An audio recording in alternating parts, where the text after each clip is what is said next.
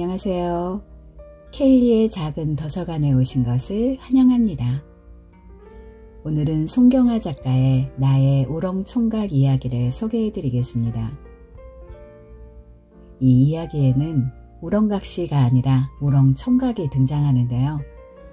홈쇼핑에서 할부로 구입한 이 우렁이 집에 머리카락 하나 없이 반들반들 청소를 해놓고 냉장고 가득 맛있는 밑반찬들을 해놓습니다.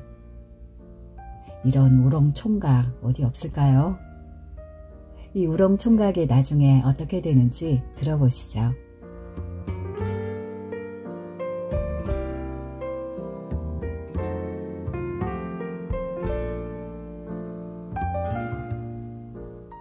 우렁총각이라면 하나 갖고 싶지.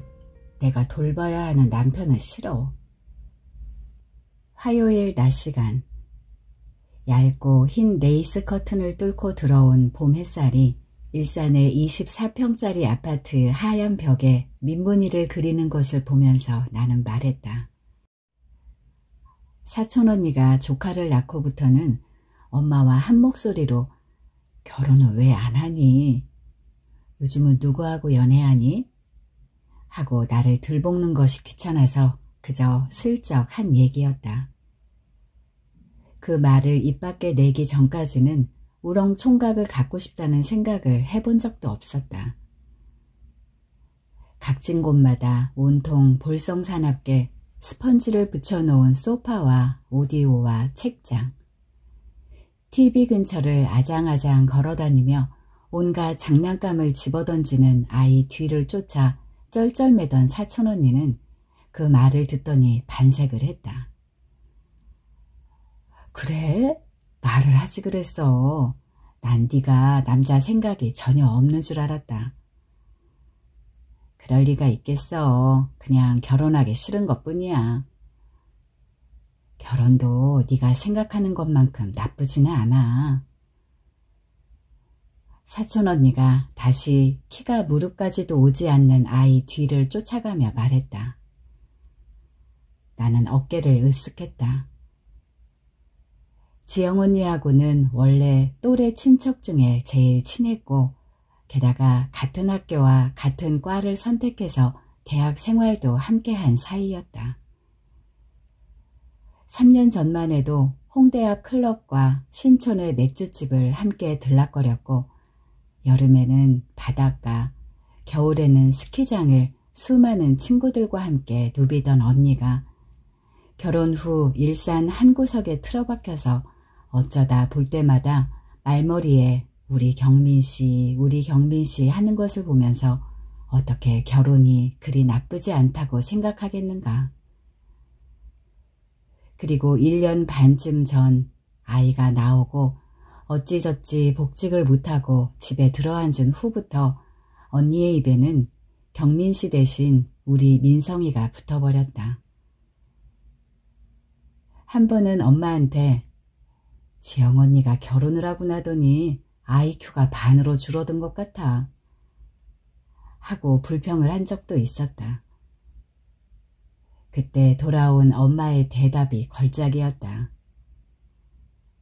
넌 네가 지금 굉장히 똑똑한 것 같지? 이 헛똑똑아. 나중에 늦게 결혼해서 애 낳고 힘들어서 낑낑거리는 건 네 쪽일 거다. 아이 다 키우고 나면 그 IQ가 이자 쳐서 생활의 지혜로 돌아오니까 지영이 바보 되는 거 걱정 말고 네 결혼할 걱정이나 해. 나는 도대체 엄마를 이해할 수가 없었다. 몇십 년 동안 감쪽같이 다른 여자와 함께 살면서 애까지 두고도 모자라 나중에는 당당히 이혼을 요구하고 나선 아빠 때문에 엄마의 결혼 생활이 파경을 맞은 지도 오래였다. 이혼까지 갈지는 모르겠지만 6년 전 결혼한 오빠도 새언니와의 사이가 썩 좋지 않은 듯 했다. 그래서 한 달에 한두 번 오빠네가 왔다 간 뒤면 엄마는 쓸쓸한 얼굴을 하고 내가 늙음하게 손자 떠맡아야 하는 일이 생기는 거 아닌지 모르겠다. 이런 말을 한 번씩 흘리곤 했다. 엄마 친구 자식들도 이혼한 사람이 절반이라고 하고 이제 갓 30 들어선 내 주변에서도 25 전후로 일찍 결혼한 친구들 중 아직까지 관계를 유지하고 있는 사람은 손에 꼽을 정도였다. 결혼은 100년 가약이 아니라 떠난 사람의 절반 이상이 실망하고 되돌아오는 불편하고 지루한 관광 코스 같았다. 더구나 엄마는 그 길을 갔다가 실패한 사람이면서 꼭 나를 그 길로 보내고 싶은 걸까? 반면 내 입장에서 생각해보면 나는 결혼할 이유가 전혀 없었다.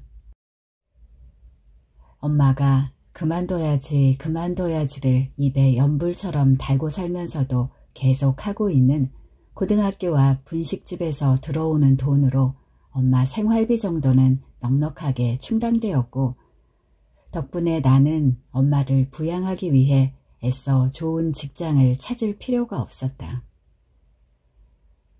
게다가 이혼하고 재산 분할을 받은 후 운 좋게 시세보다 싼 값에 사두었던 강남의 아파트 2채가 천정부지로 오르는 바람에 엄마는 몇십억 정도의 재산을 갖고 있었다. 그렇다고 우리 생활 수준이 엄청나게 좋은 것은 아니었다. 엄마는 부동산 파는 사람은 바보다. 놔두면 오르는데 뭐하러 파냐고 입버릇처럼 말하면서 아파트를 꽉 쥐고 있었다. 그런 엄마의 사고방식 때문에 나는 특별히 엄마 돈 덕을 본 적이 없다. 하지만 엄마가 돌아가시면 그 재산이 다 어디로 가겠는가? 설마 오빠한테만 가려고? 운이 좋은 건지 나쁜 건지 대학을 졸업하고 딱히 취직할 마음 없이 놀다 보니 어느덧 30이 넘어가고 있었다. 여행이라도 가고 싶으면 아르바이트로 돈을 벌고 엄마한테 지청구를 좀 먹어가면서 용돈도 받고 나이가 이렇게 되다 보니 취직할 곳도 없었다. 엄마도 내가 늦은 나이에 회사에 입사해서 어린아이들에게 치여가며 돈 버는 것은 바라지 않는 눈치였다. 지금 이대로라면 어영부영 영어 공부나 하면서 좋아하는 영화를 보고 게임을 하면서 언제까지라도 시간을 보낼 수 있을 것 같았다. 또 언제라도 내가 불러내서 놀 수 있고 심심하면 나한테 연락하는 친구들이 20-30명 정도는 있었다. 결혼하면 이 친구들 중 상당수는 남자라는 이유만으로 포기해야 할 것이다. 소개팅을 하거나 연애를 해서 결혼할 수는 있겠지만 마음에 드는 남자가 있다 해도 결혼한 친구들을 보니 결혼은 과연 그 사람 하나하고만 하는 것이 아니었다. 시댁이 잘나면 잘난 대로, 못나면 못난 대로 결혼한 친구들은 모두 시댁 스트레스를 겪고 살았다. 그러니 나는 정말 결혼할 이유가 없었다. 결혼은 안 한다니까. 나는 짜증스레 말했다. 아이는 무엇을 보았는지 깍 소리를 지르더니 신나게 엉덩이를 뒤뚱거리며 걸어가다가 벽 모퉁이에 이마를 부딪혀 뒤로 털썩 주저앉아 울음을 터뜨렸다. 언니는 황급히 아이를 안아 올려 흔들었다. 오야 오야 호, 우리 민성이 착하다. 금방 안 아프지? 누가 다짜고짜 결혼부터 하래니? 내가 너랑 그렇게 놀았는데 너 연애했다는 얘기 한 번 못 들은 것 같아서 그러지. 언니가 소식이 어두운 거지. 소시적에 다 있었다우. 언니 취업 준비하느라 정신없을 때. 나는 애써 명랑하게 말하면서 속으로 그렇게 힘들게 취직해서 지금 뭐 하는 거야? 하고 덧붙였다. 물론 언니가 지금 생활에 만족하고 있다는 것, 아이를 맡기고 직장에 나가야 하는 처지라면 더 힘들 거라는 것을 알고 있었다. 하지만 전공 선택을 한 다음에는 어찌저찌 졸업할 정도만 공부했던 나와 달리 언니는 놀 만큼 놀면서도 자기 조절을 잘해 학점이 좋고 성실했다. 교수님도 저 친구가 공부를 계속했으면 하고 탐내던 학생이었다. 모두들 언니가 뭔가 큰일을 해낼 줄 알았다. 언니가 어느 날 과 친구들과 함께 한 술자리에서 내 꿈은 현모양처야 하고 말했을 때 아무도 그게 진담이라고는 생각하지 않았다. 나조차도. 내 연애 이야기. 그건 또 다른 얘기였다. 대학교 1, 2학년 때 연애를 하긴 했지만 한 번은 쓰디쓴 시련으로, 한 번은 나와 같은 학부, 같은 학번이었던 상대에 대한 실망으로 끝나버렸다. 대단한 파경이나 사건이 있었던 것도 아니었다. 그저 나는 점점 상대에게 많은 것을 바라게 되는데 상대는 언제까지나 그 자리에 머물러 있을 것처럼 보인다는 흔하디 흔한 문제였다. 마침내 2학년 여름방학 때 끝내자고 말해버렸고 개강 후 본 그 애는 얼굴이 반쪽이 되어 있었다. 우리는 한 학기 내내 서로 껄끄러워하며 피해 다녔다. 싸우지도 않았는데 다른 아이들이 우리 둘을 화해시키려고 노력하는 것도 부담스럽게 짝이 없었다. 아마 그때 그 어색하던 한 학기 동안의 시간에 나는 뚜렷이 배웠던 것 같다. 어떤 종류의 인간관계는 너무 깊이 손을 들이밀지 않는 것이 좋다는 걸. 어떨 때는 사람과 사람 사이의 공간을 스치며 차갑고 단단하게 날아가는 우주선의 궤도들이 서로 융합하는 핵보다 더 안정적이고 분명할 수 있다는 것을. 시계를 보았다. 벌써 5시가 가까워지고 있었다. 나는 일어서며 주섬주섬 핸드백을 챙겼다. 언니, 나 갈래. 아니, 밥 먹고 가지 않고? 아니야, 지금 가면 우리 집 저녁 시간 딱 맞아. 하긴 처녀들은 애랑 같이 밥 먹으면 정신 없어서 힘들지. 언니가 웃으며 말했다. 맞는 말이었다. 바닥에 어질러진 장난감 사이에서 애가 흘린 음식을 주워 먹으며 애한테 한 술만 더 먹으라고 애걸하는 언니를 보면서 밥이 어찌 목구멍으로 넘어가겠는가. 멋진, 아니면 한때 멋졌던 여자들이 생활의 폐잔병이 되어 구질구질한 일상을 영위하는 것을 보면 고통스러웠다. 될 수 있으면 생활 근처를 에둘러서 깔끔한 방관자로 살고 싶었다. 언니가 빠져있는 생활의 구덩이에서 도망치듯 나는 현관에 나가 신을 신었다. 언니가 한 팔에 조카를 안고 나와 이목한다, 손 흔들어 하며 아이의 작은 손을 쥐고 흔들어댔다. 나는 억지 웃음을 지으며 조카에게 마주 손을 흔들어 주었다. 언니가 밝은 얼굴로 말했다. 우렁총각 갖고 싶단 말이지? 내가 네 생일 선물인 셈 치고 첫 달 할부금 내줄게. 마침 요즘 특가 할인이라더라. 아니 언니 관두셔. 나 그거 할부금 내기 어려워. 언니도 형부랑 민성이 때문에 돈 들어갈 때도 많을 텐데 뭘. 애기 때문에 어디 한번 나가는 것도 쩔쩔 매면서 뭘 그것 때문에 또 신경을 써. 아니야 얘. 옛날에나 사기 어려웠지. 요즘은 홈쇼핑에서 10개월 무이자 할부로 팔더라고. 써보고 마음에 안 들면 반품하면 되잖아. 너 졸업 선물도 못 해줬는데 한번 크게 쓰지 뭐. 작별 인사를 하고 나가면서 나는 현관 거울을 흘끗 보았다. 엊그제 한 매직 스트레이트 기운이 역력한 어깨선 너머까지 오는 생머리를 엷은 보랏빛 스크런치로 묶은 둥근 눈의 여자가 세월이 조금씩 묻어나기 시작하는 얼굴을 하고 나를 흘끗 노려보았다. 활짝 웃으면 아직 귀염성이 있는 얼굴.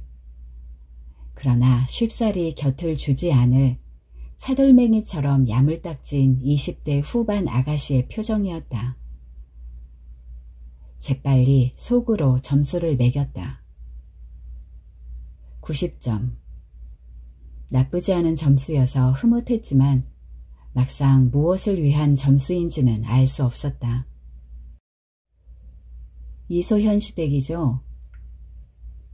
한 일주일 지나 언니 말을 잊고 있을 때쯤 택배가 왔다. 택배 회사 아저씨가 싣고 온 것은 내 허리까지 오는 커다란 유리 수조였다.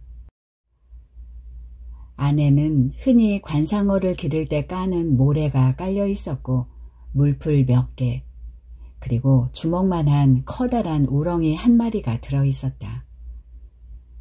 아저씨는 그 수조를 내 방으로 옮겨준 후 사무적인 태도로 영수증에 서명을 받고 돌아갔다. 수조에는 사용 설명서가 달려 있었다. 제품 사양과 원리 부분은 대충 건너뛰고 사용 방법과 주의사항 쪽을 보았다. 햇빛이 비치는 데 두고 사흘에 한 번 정도 물이 줄어든 만큼 생수를 부어준다. 물에서 냄새가 나기 시작하면 물을 갈아주는데 이때 갈아주는 물은 2, 3일 햇볕에 두어 소독약 기운을 가신 물이어야 한다. 만약 물풀이나 녹색 말이 자라지 않을 경우 사흘에 한 번 정도 배춧잎이나 시금치를 넣어주면 된다. 하지만 우렁이가 사람이 되면 보통 자기 수조는 자기가 돌봄으로 먹이가 떨어지지만 않게 신경 써주면 된다고 했다. 관상어 키우는 것보다 훨씬 간편해서 마음에 들었다. 주의사항도 간단한 편이었다. 우렁이가 사람이 되었을 때 모습을 보지 마십시오. 우렁이는 예민한 동물이라서 예기치 못한 부작용이 생길 수 있습니다. 우렁이에게 모습을 보였을 때 생기는 부작용은 본사에서 책임지지 않습니다. 우렁이는 주인이 나가고 30분 후부터 사람이 되어 활동한다. 나가기 전에 돌아오는 시간을 이야기해 놓으면 역시 주인 오기 30분 전쯤 다시 우렁이가 되어 수조로 들어간다. 어려울 것은 없었다. 주의사항을 지키는 것보다 엄마를 설득시키는 것이 더 어려웠다. 엄마는 우렁 총각을 선물로 받았다는 이야기를 듣자 말 그대로 자리에서 펄쩍 뛰었다. 나무새스럽게 이게 무슨 짓이야. 남자가 필요하면 차라리 결혼을 해라. 결혼을. 이건 동거하는 거나 마찬가지 아니야. 너 그러다 혼사길 막혀.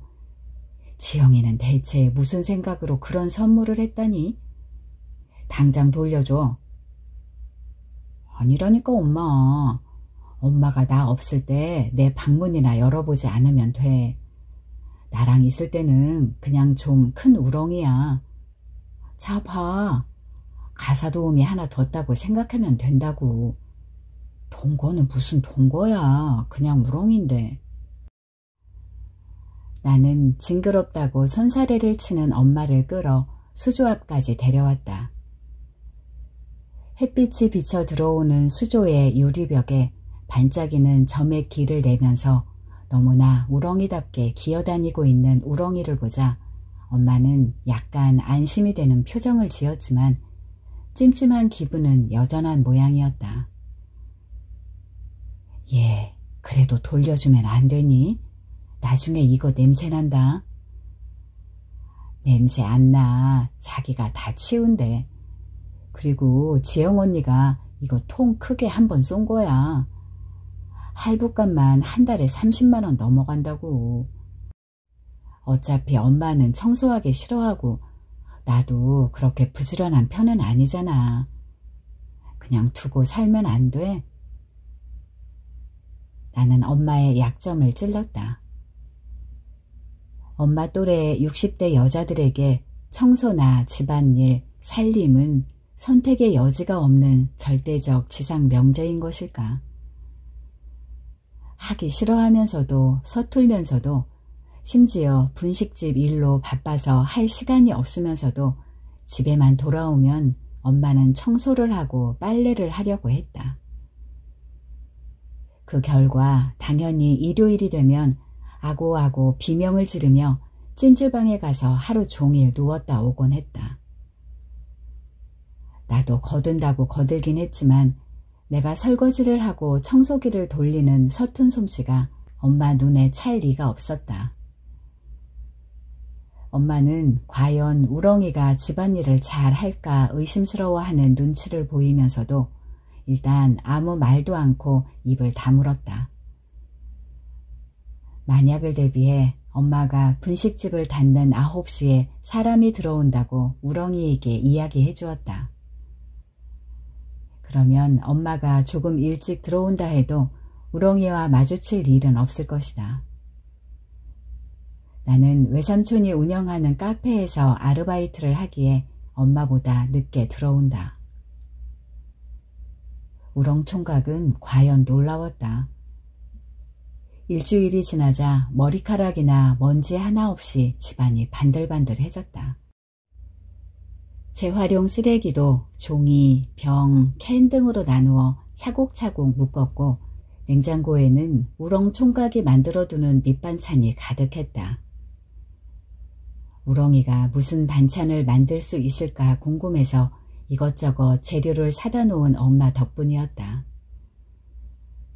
우렁총각이 만든 음식은 맵거나 짜지 않고 깔끔하고 정갈했다. 가끔 몇 시에 일어난다고 말해두면 아침을 차려놓고 사라진 적도 있었다.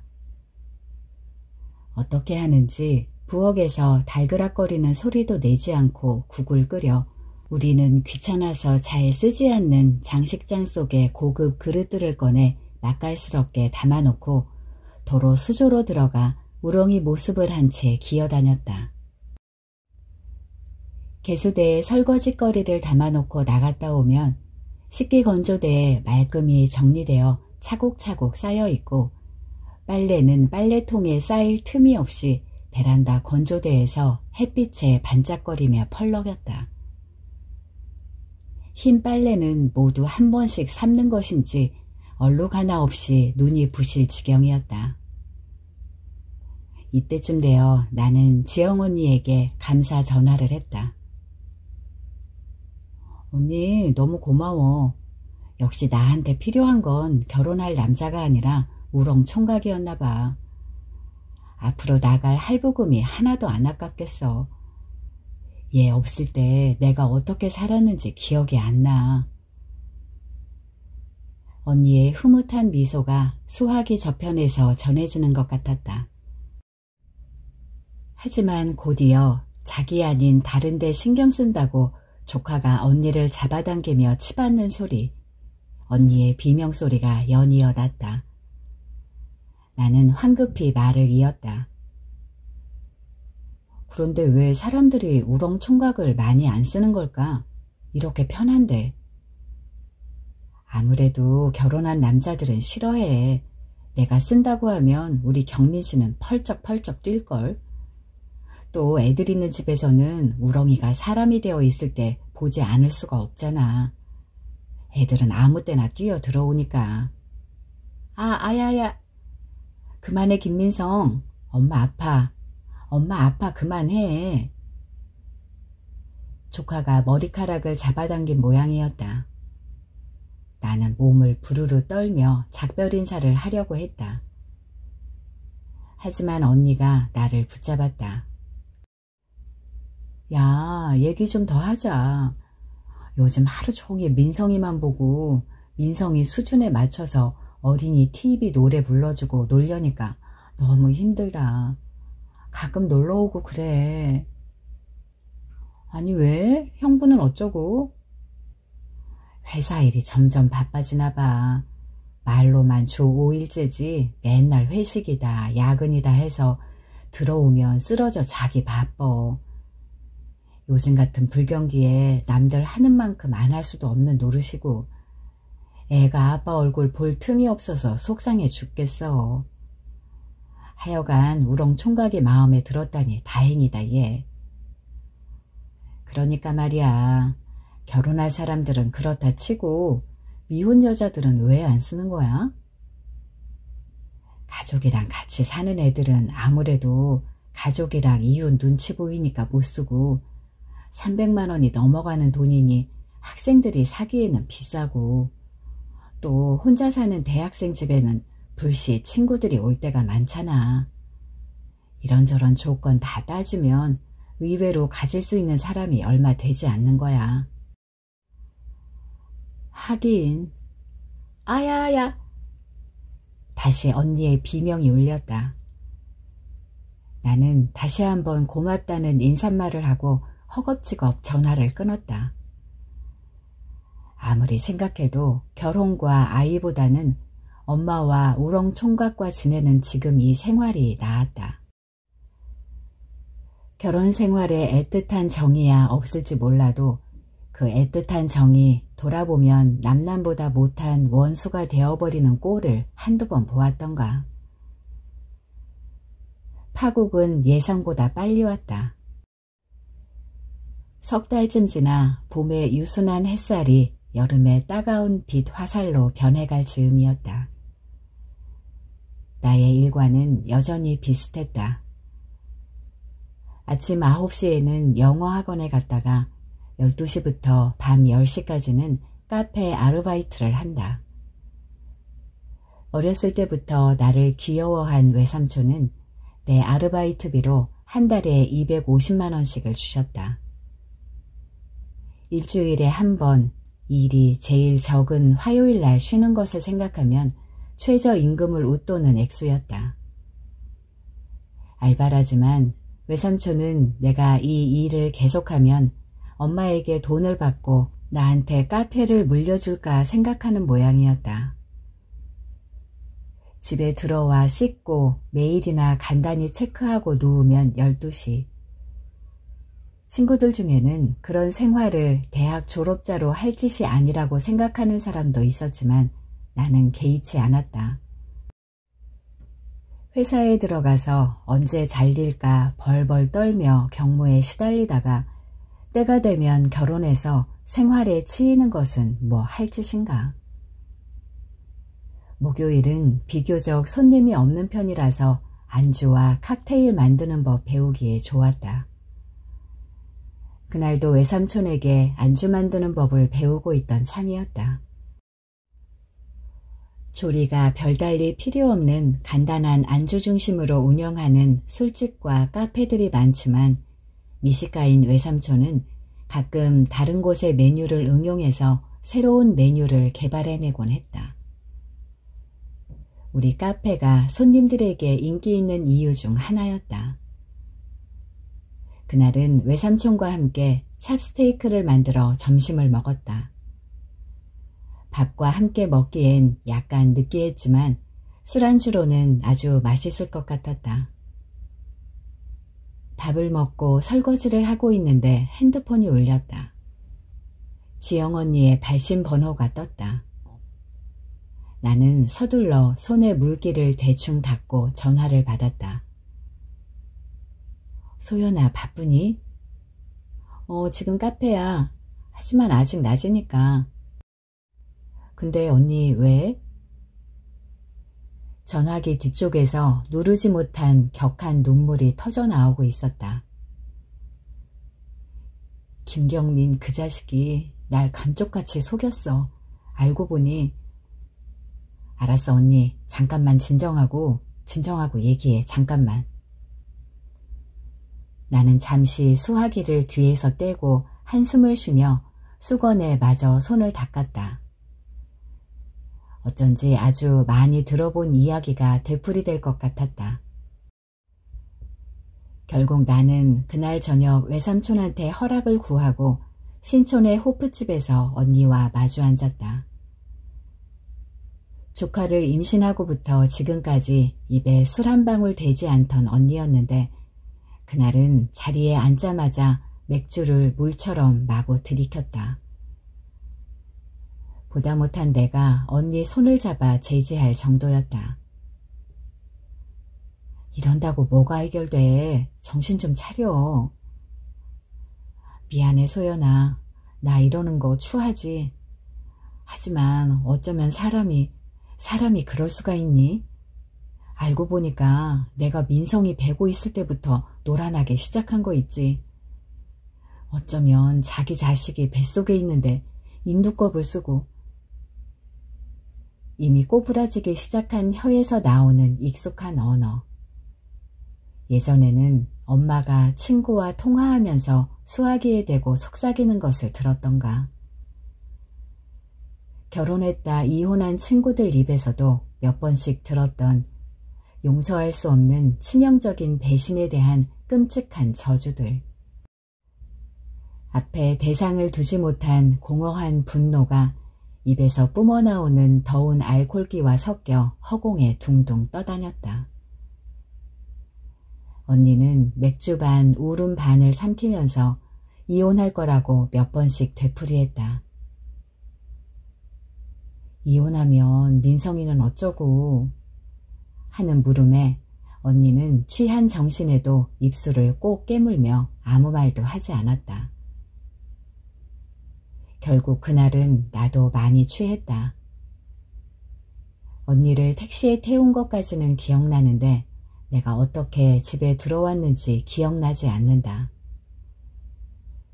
방에 들어가 옷을 벗어던지고 수조를 흘끔 보고 킬킬거리며 웃다가 대충 잠옷을 걸치고 냉장고에서 물을 한 잔 따라 마시고 잔 것은 어렴풋이 기억난다. 눈을 떴을 때는 한밤중이었다. 처음에는 머리가 쿵쿵 뛰고 몸이 힘들다는 느낌. 그 다음엔 타는 듯이 목이 마르다는 느낌이 들었다. 나는 비틀거리며 침대에서 일어나려 했다. 그때 마침 누군가 물을 건네주기에 생각할 겨를도 없이 꿀꺽꿀꺽 들이켰다. 시원한 꿀물이었다. 그리고 잠시 누웠다가 비척거리며 화장실에 가서 채 내려가지도 않은 꿀물과 김이 빠지고 위산이 섞인 맥주, 안주 쪼가리들을 모두 토해냈다. 한참 헉헉거리며 개우고 나자 속은 좀 편해졌지만 여전히 머리가 아픈 데다 이번에는 몸이 휘졌다. 나는 그만 변기에 팔꿈치를 올린 채 팔에 머리를 묶고 주저앉았다. 화장실 타일에 불쾌하고 차가운 느낌이 무릎을 타고 올라왔다가 졸음에 밀려 다시 물러났다. 나는 아마 그러고도 끔뻑끔뻑 졸았던 것 같다. 그렇게 얼마나 있었는지 모르겠지만 어느 순간 강인하고 따스한 팔이 내 겨드랑이에 들어와 가볍게 몸을 들어 올렸다. 이어 물에 적신 타월이 다가와 입가를 닦아주었다. 고마워. 쉿, 괜찮아요. 어서 돌아가 자요. 낮고 굵은 목소리가 부드럽게 속삭였다. 그의 첫인상은 그렇게 파편적으로 다가왔다. 강인한 팔, 낮은 목소리, 그리고 푸근한 어깨. 나는 그의 어깨에 기대어 비틀비틀 방으로 돌아왔고 눈이 풀린 채 그에게 빙긋 웃어 보이고 침대에 쓰러져 잠들었다. 다음 날 아침 시계를 본 순간 깜짝 놀라 눈이 번쩍 떠졌다. 시계바늘은 이미 10시를 넘어 11시에 가까워지고 있었다. 영어 학원은 이미 글렀고 빨리 준비하지 않으면 외삼촌한테도 야단 맞을 것이었다. 나는 몸을 벌떡 일으키다가 그만 소스라쳐 도로 이불을 둘러섰다. 방 한 구석에 낯선 남자가 벌거벗은 채 쭈그리고 앉아 나를 또렷이 쳐다보고 있었다. 누구세요? 그러지 않으려고 했는데 목소리가 벌벌 떨려왔다. 이불 저편에서 슬픈 듯한 남자 목소리가 들려왔다. 역시 기억 못하시는군요. 전 우렁이인데요. 우렁이? 나는 이불을 조금 내리고 고개를 빼꼼 내밀었다. 남자는 여전히 벌거벗은 채 앉아 있었다. 나는 도로 이불을 둘러쓰고 소리를 빽 질렀다. 옷 좀 입어요. 그리고 왜 우렁이가 아닌 거야? 왜 우렁이로 안 변한 거야? 부스럭부스럭 뭔가를 꺼내 챙겨 입는 소리가 나면서 대답이 돌아왔다. 이불을 살짝 내려보니 우렁이는 내 파자마를 어찌저찌 챙겨 입고 있었다. 우렁이가 변해서 총각이 된 남자의 어깨에 나에게는 헐렁했던 파자마가 꽉 끼어 험하게 우글쭈글해졌다. 어젯밤에 소현씨가 절 보셨잖아요. 이제 소현씨 앞에서는 우렁이로 변하지 않아도 돼요. 내가 언제 봤다고? 숙취로 산산조각난 기억의 파편들이 의식의 수면 위에 어렴풋이 어른거렸다. 나도 모르게 입안을 꼭 깨물고 있었다. 그건 분명히 내 잘못이 아니다. 하지만 또 누구 잘못이람? 우렁이 잘못도 아니다. 우렁이는 늘 그랬듯이 새벽에 사람으로 변해 아침을 지어놓고 내가 취했으니 꿀물을 타놓으려고 했을 것이다. 하여간 일은 저질러지고 만 것이다. 그날 아침 계속해서 이야기를 하자는 우렁이의 간청을 물리치고 어떻게 씻고 뛰어나갔는지 모르겠다. 숙취와 혼란에 시달리면서 간신히 밤 10시까지 근무를 마치고 집에 들어오기 전 할인점에서 싸구려 티셔츠와 청바지 두어 벌, 남자 사각 팬티와 런닝을 사면서 혼자 겸연쩍어서 계산대 쪽으로 눈을 차마 돌리지 못했던 것은 확실한데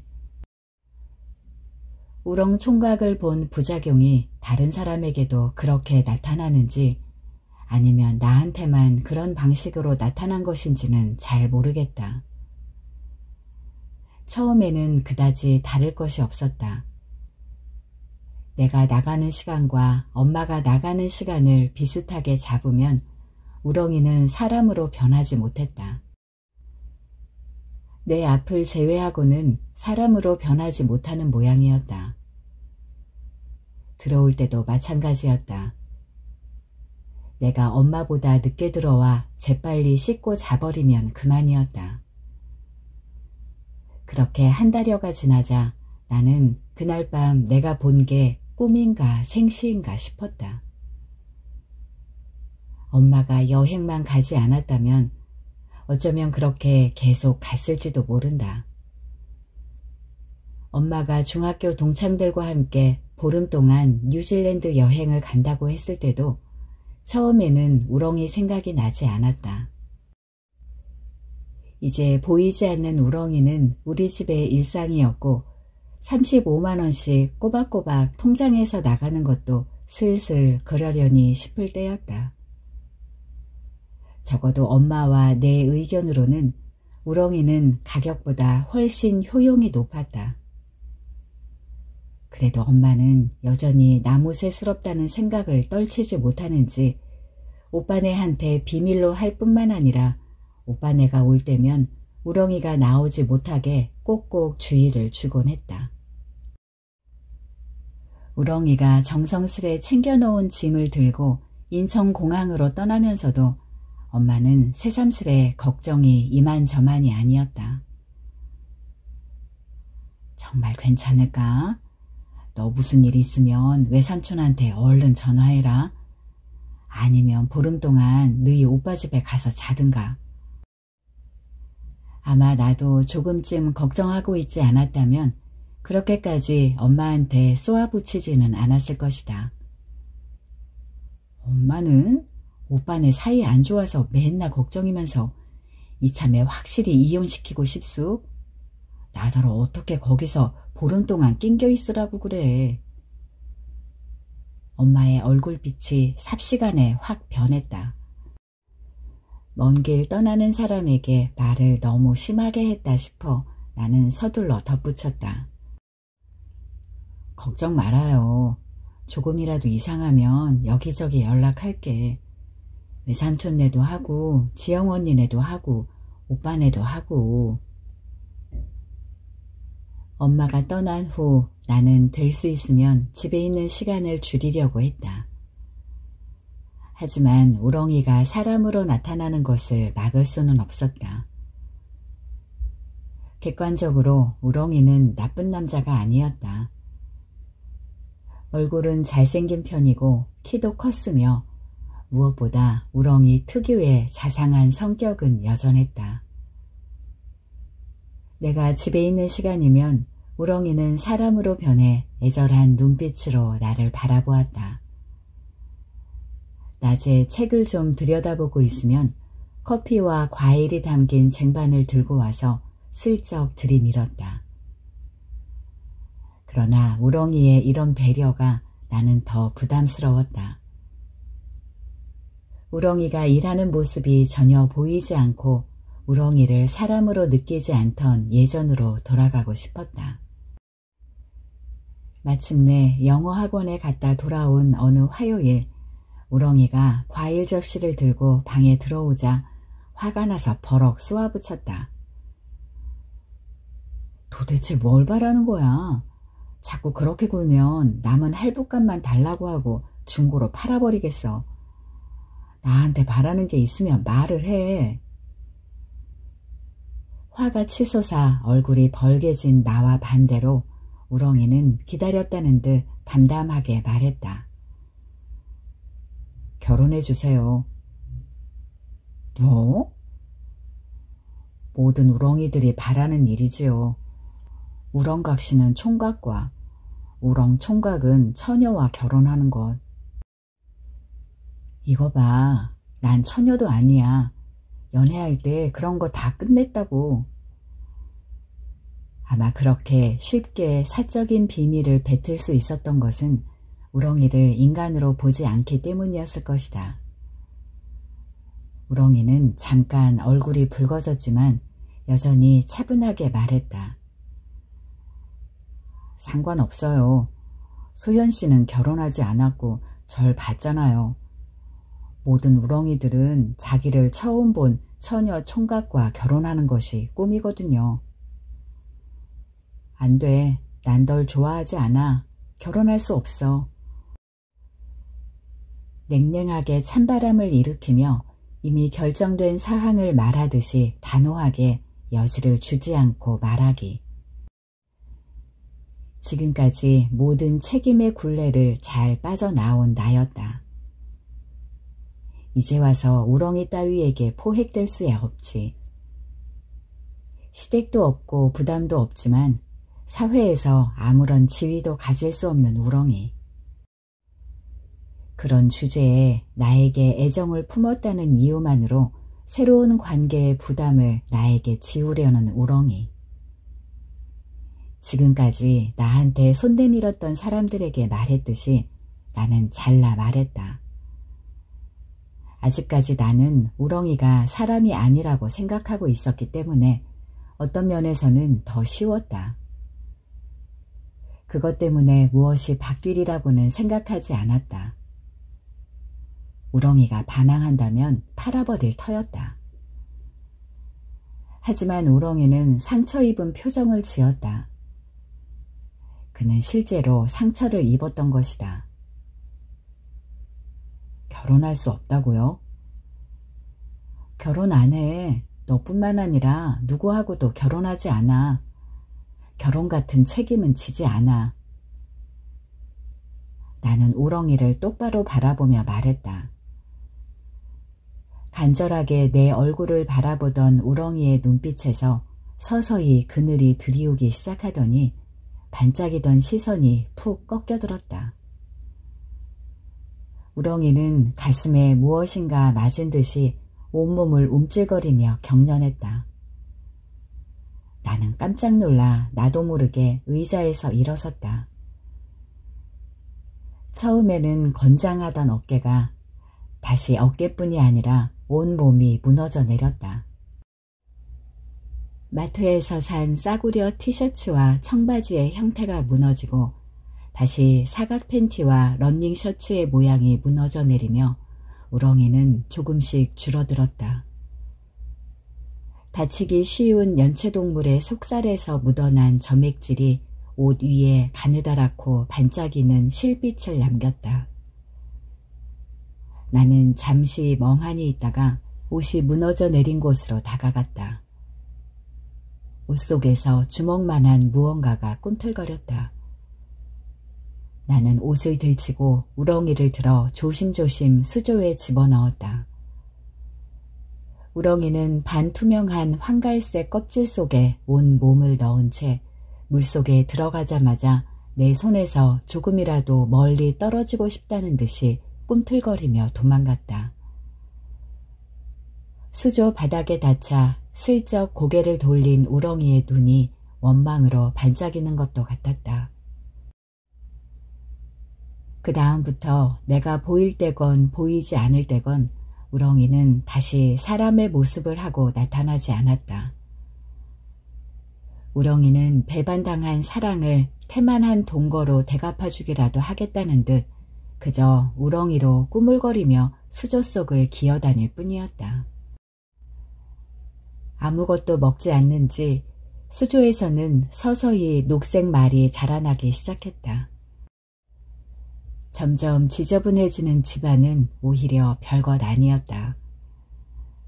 나는 아무 일도 없는 것처럼 굴려고 했지만 수조 속에서 원망스레 나를 바라보는 우렁이의 눈길을 무시하기란 쉬운 일이 아니었다.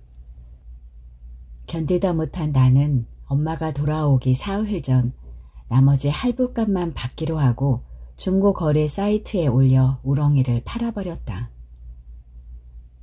우렁이의 새 주인은 나보다 3살 어린 회사원 아가씨였다. 그 후 그 아가씨한테서 별 연락이나 불평이 없는 것을 보니 그 아가씨는 주의사항을 잘 지킨 모양이다. 아니면 우렁이와 결혼을 했든지. 엄마는 돌아와서 우렁이가 없는 것을 보고도 생각보다 놀라지 않았다. 잘했다. 제가 아무리 그래봤자 요물이지. 요물 덕을 오래 보면 사람이 뭐가 되겠니? 가을이 깊어갈 즈음 어느 화요일 저녁 지영 언니와 나는 다시 신촌의 호프집에 마주 앉았다. 지영 언니가 마침내 이혼에 합의했다는 소식을 축하하기 위한 것이었다. 형부, 아니 전 사촌 형부는 이혼에 합의하기 전까지 뻔뻔함과 비굴함 사이를 오가며 꽤나 애를 먹인 모양이었다. 하지만 그런 태도는 이혼하겠다는 지영 언니의 결심을 점점 굳힐 뿐이었다. 이제 지영 언니는 전 형부에 대해 아무런 미련이 없었다. 일단 이혼이 확정되자 형부는 아이의 양육권을 깨끗이 포기하고 언니는 당분간 친정집에 들어가 민성이를 키우면서 대학원에 진학할 방도를 알아본다고 했다. 남들 눈에는 어떻게 보일지 모르지만 내가 보기에는 이것도 일종의 해피엔딩이었다. 비록 상처를 입었지만 언니는 예뻐하던 아이를 얻었고 공부를 계속하고 지저분하게 자기를 속인 남자를 떨곤 했다. 세상에는 똑같은 상처에도 그러지 못할 사람이 훨씬 더 많다. 오늘은 이모가 민성이를 돌봐주신다고 했다. 우리는 가뿐하게 맥주잔을 들어 올렸다. 축하해요, 언니. 축하받을 일인지는 잘 모르겠지만 질질 끌던 일이 끝났으니까. 하지만 언니의 얼굴은 이전보다 훨씬 밝았다. 맥주잔이 두어 잔 빈 후 내가 짓궂게 물었다. 언니는 아직도 나한테 결혼하라고 그럴 거야? 맥주 2잔에 얼굴이 발그레해진 언니가 웃었다. 꼭 관계를 맺는 형식이 결혼일 필요는 없을지도 모르지. 하지만 난 웬만하면 네가 결혼했으면 좋겠다. 언니도 참 속 좋소. 그렇게 속고 대고도 결혼하라는 소리가 나오네. 그러는 너도 전하고는 태도가 달라진 것 같다. 누가 결혼 소리만 해도 펄쩍 뛰더니 네 입으로 그런 걸 물어보는 게 뭔가 심경의 변화라도 있었던 거야? 절반은 맥주 기운을 빌려 나머지 절반은 지난 시간을 빌려 입에서 말이 술술 나왔다. 아직 결혼은 아니야. 결혼은 아닌데 세상과의 관계를 조금 바꿔보긴 해야 할 것 같아. 내가 근 일주일을 우렁이를 등 뒤에 두고 지냈잖아. 아무리 사람 형상이 아니라도 일주일 동안 원망의 눈빛이 등 뒤에서 번쩍거리는데 그거 참 못할 짓이더라. 그런데 그러면서 이런 생각이 드는 거야. 내가 책임질 수 있고 책임져야 하는 관계를 계속 피해 다닌다면 늘 이 모양 이 꼴이 아닐까. 항상 제로 상태인 것과 주는 것과 받는 것이 플러스 마이너스 제로 상태를 이루는 게 정말 같은 것일까. 어쩌면 상처를 주거나 받더라도 생활이라는 구덩이에 빠져야만 얻을 수 있는 게 아닐까. 어이구 철들었네. 또 있다오. 난 심지어 우렁이의 원망 어린 눈초리가 내가 응당 해야 할 일을 남한테 미룬 사람이 받는 업보가 아닐까 하는 생각도 했어. 내가 먹고 자고 싸면서 나오는 것들은 기본적으로 내가 어떻게든 책임져 보려고 해야 하는 것인데 그걸 남한테 미루려면 돈뿐 아니라 감정까지도 오가는 것을 허용해야 하는 게 아닐까. 물론 우렁이가 나한테 결혼하자고 한 건 오버였지. 하지만 돈을 냈으니 서비스를 받으면 끝. 이렇게 생각하는 것도 어쩌면 그 못지않은 오버일 수 있는 것 같아서. 어쩐 일인지 언니가 제법이라는 눈길로 쳐다보는 것이 그리 기분 나쁘지 않았다. 말을 마친 다음 맥주잔을 다시 들려고 할 때였다. 스피커에서 커다란 음악 소리가 흘러나왔다. 쾅쾅 쾅쾅쾅. Congratulation. 홀 맞은편 넓은 자리에서 환호성이 울려 나오고 폭죽 소리가 터졌다. 늘 듣기 싫어하던 소리였지만 지금은 견딜만 했다. 언니와 나는 누가 먼저라 할 것 없이 싱긋 웃으며 맥주잔을 들었다. 언니의 속 시원한 이혼을 축하하오. 우렁이를 위하여, 소현이의 다음 애인을 위하여.